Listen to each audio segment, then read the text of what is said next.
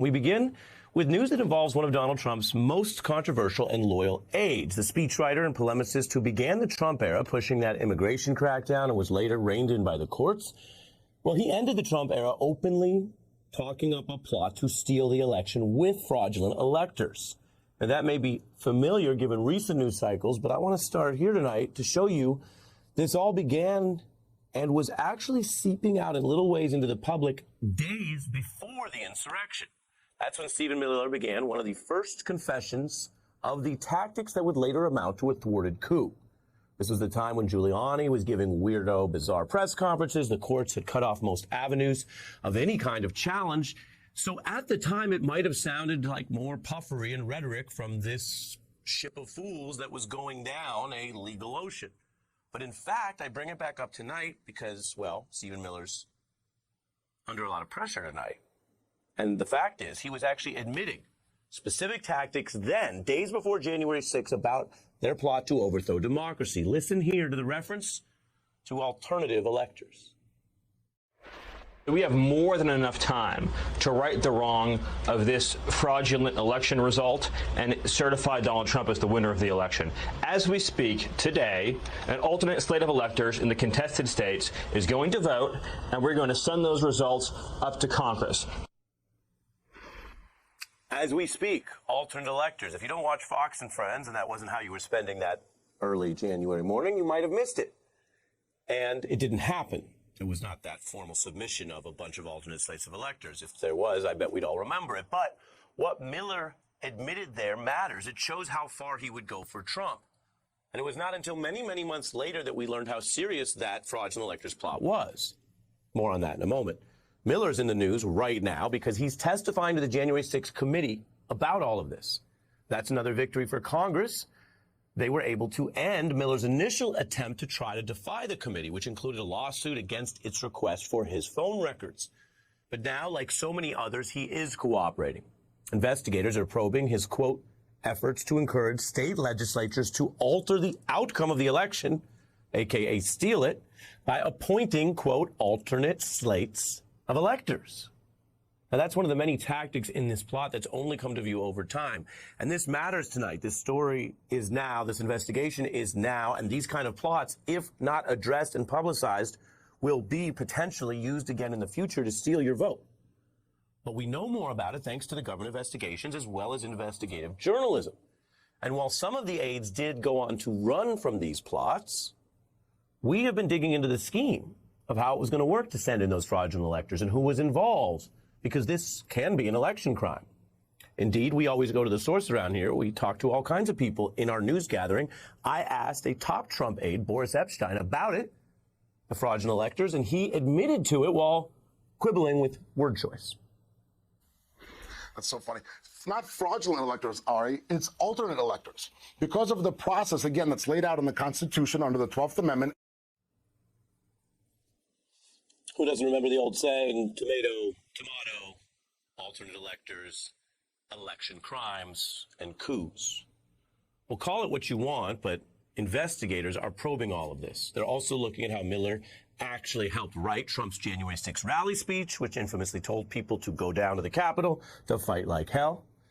And when you take all these leads together, well, one committee member likens this to a mob-style investigation that will head for the people at the top with evidence that may show crimes that have not yet been alleged. You know, America has faced many failures in the Trump era. The news is full of them during and after. Democracy did hold. Trump did not seize the voting machines or the military. And for self-preservation, he almost always ensured that he would get other people to do the worst things, the most terrible plots, the most dangerous or potentially criminal schemes. You could say many things about him, but whatever it is in his life and business and politics, like other people who have evaded investigators, he did know a thing or two about not acting alone and leaving a lot of evidence pointing back to himself. And that's why so many of these sloppy coup plans did hit those roadblocks. That's why I mentioned to you that democracy held, because when the votes showed Trump's loss and the courts tossed those cases, Mr. Trump, the outgoing president, was left impotently begging Mike Pence or Bill Barr to help a kind of a last-ditch sloppy coup. But we know what happened. Pence said no. Barr said no and left, which is why then Trump found himself begging his own aides or former aides who had far less power than those people mentioned to, as we're hearing, find some fraudulent electors or run these pressure campaigns on members of Congress. And that is where the Millers and Bannons and the Navarros come in. If there's any doubt, that's why Donald Trump is still out here reliving his anger and his toxic relationship with Mr. Barr, casting the former Attorney General's opposition to do election fraud at the end, which is a low bar for a prosecutor, by the way, just not committing new crimes. Trump now casting that as Barr's fear of some kind of congressional impeachment. Look, we also had a chance, but Bill Barr, the Attorney General, didn't want to be impeached. Had Bill Barr had the courage to do what he should have done, instead of being worried about being impeached, I said, look, get impeached. Is that what Barr was worried about? There's actually reporting that Giuliani and Barr were more concerned about criminal liability and jail for Trump and his aides than they were worried about congressional impeachment if some of these things went through. Giuliani famously telling people around the White House that one of the final memos that came in that talked about getting the military to seize voting machines would land them all in jail.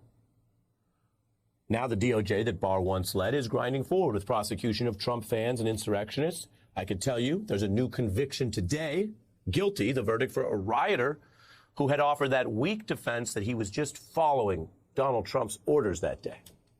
Now, that's one of many, many Trump fans who stormed the Capitol and talked so tough on January 6th, and then found he couldn't hack it when the pressure came. I've seen them turn on each other. Some are cooperating. Some are blaming Donald Trump, their leader himself, for the now convicted crimes that day. And that's one more MAGA convict learning a lesson that Vince Staples once shared. Everybody tough till they got to go and see the judge. On this news night, let's bring in the justice correspondent for The Nation and NYU law professor Melissa Murray. Welcome to you both. Professor, your thoughts? Well, so much to say, Ari. I'm not surprised at all to see that that defendant was convicted this morning. There was some discussion about whether or not blaming this on Donald Trump made me do it would be availing in some way.